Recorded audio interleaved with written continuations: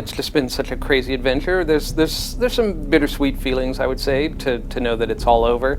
I've talked to some of the previous Saw directors, and you know, often their reaction when they're talking to me about it is that it's very different out there post-Saw for each of them, and you know, I'm approaching it with a little bit of trepidation, but also it's good to move on. So I'm glad that it's the last Saw, and I'm glad that I worked on it. I think that when you enjoy something and the people that you do it with, it's a bittersweet ending. But hopefully the impact of the movie will leave its mark with the people that have stuck by it all these years. It's going to go out with a bang, so I'm happier that we're going out on top rather than kind of letting it die a slow death.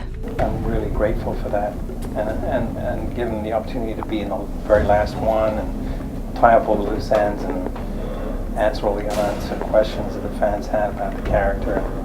And I saw the movie, and it's really, I mean, he did a brilliant job, really an amazing job.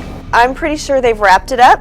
From what I hear, it is more than enough. And it's a roller coaster ride. It's, you know, extreme. I talked to Cary Elwes, you know, in the last couple days. He's seen it and I haven't. And he was just like, oh my God, you're not going to believe it. It's intense. It is tricky.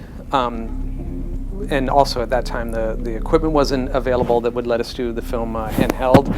And the theaters weren't equipped to give a guaranteed return for the investment.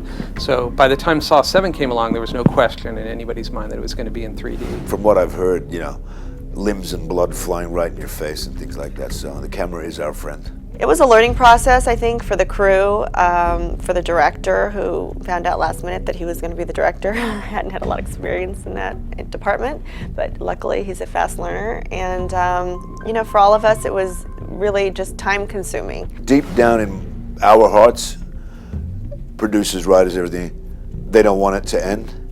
So why don't you guys show up, kick the shit out of Paranormal Activity and everybody else around at the time, and let's make another one.